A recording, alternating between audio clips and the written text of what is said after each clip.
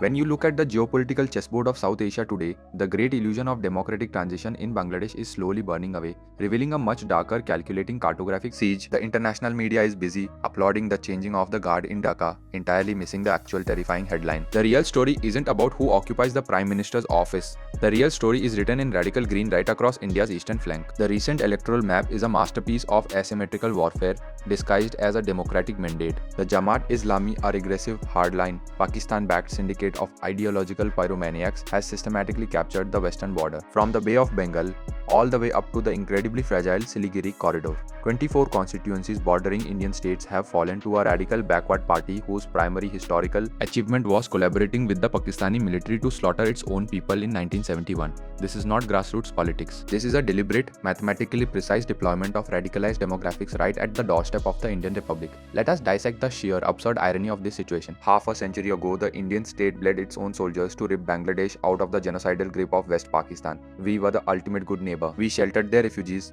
rewrote the geography of the subcontinent, and handed them an independent nation on a silver platter. But in the ruthless theater of geopolitics, gratitude is a worthless currency and history has a deeply cruel sense of humor. The very organization that acted as the death squads against the liberation of Bangladesh has now been legally resurrected by the West's favorite Nobel laureate smokescreen in Dhaka. They have been unbanned, unleashed, and strategically positioned to choke India's eastern arteries. The immediate reality is that these border areas are becoming heavily, intentionally radicalized, and this is categorically catastrophic for India. The Jamaat-e-Islami doesn't just win elections to fix potholes, they win territory to establish ideological beachheads. We are already seeing the horrific spillover effects. Look at the orchestrated violence, the riots in border towns, and the cold-blooded lynchings of innocent minorities in Bangladesh over entirely fabricated blasphemy charges. The radicalization is bleeding across the porous borders, attempting to artificially alter the demographic and political reality of Indian states. They are targeting the absolute most sensitive choke point on the map, the chicken's neck. The Siliguri Corridor is a narrow sliver of land that connects mainland India to the northeast, and the Jamaat has literally just won the constituencies bordering it. It is a wet dream for radical ideologues who publicly fantasize about cutting off Assam from India. They think they can use their newfound political legitimacy to mass radicalize mobs,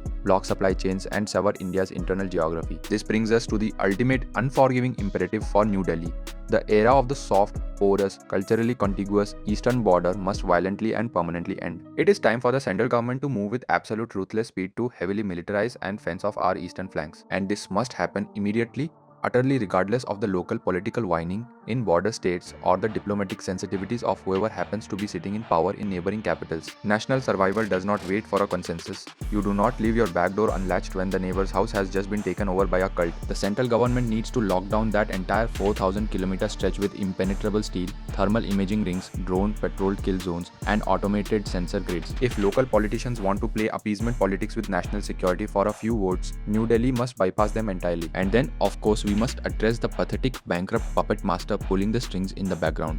Pakistan. It is a spectacle of dark comedy that truly defies all economic logic. Here is a country that literally has to auction off its own national assets and beg the International Monetary Fund for pocket change just to stop its domestic power grid from collapsing. Yet its intelligence agency is still scraping together its last remaining pennies to fund the Jamaat-e-Islami. Rawalpindi actually believes it can open a covert eastern front against India using proxy politicians and radicalized students. It is the geopolitical equivalent of a man whose own house is actively burning down to the foundation, trying to throw a lit match across a river at a titanium fortress. If Pakistan through its proxies tries to pull any kinetic stunt near the Siliguri corridor, they will not just burn their hands, they will find themselves entirely incinerated by the blowback. Because the adversaries seem to have fundamentally miscalculated the kinetic reality of the modern Indian state. They are mistaking the India of the 1990s hesitant, reactive, and diplomatically apologetic for the civilizational juggernaut of today. India has entirely shed the doctrine of strategic restraint. We are a rising superpower that is churning out indigenous nuclear submarines, fielding advanced integrated battle groups, and operating a multi-layered aerospace defense network. The radicals in Jamaat think they are terrifying because they can mobilize angry mobs with machetes and archaic imported rifles, but what are they actually facing? If they try to activate the chicken's neck, they will be looking down the barrels of India's Eastern Command, a military apparatus designed and equipped to hold the line against the modern Chinese military in the high Himalayas. You do not bring a 19th century religious mob to a 21st century electronic warfare battle space. The Indian military will respond with a swarm of indigenous Prachand attack helicopters, space-based targeting, and precision-guided munitions that will surgically neutralize the threat before it even crosses the zero line.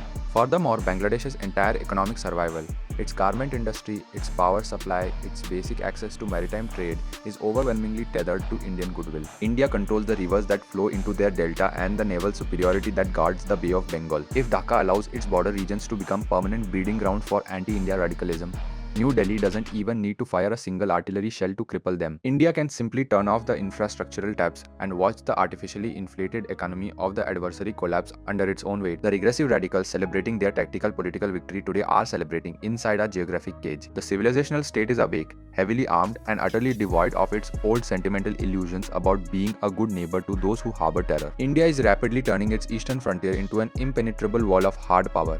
And if the radicalized proxies on the other side decide to test that perimeter, they will quickly discover the catastrophic difference between winning a local election and starting a fight with a military superpower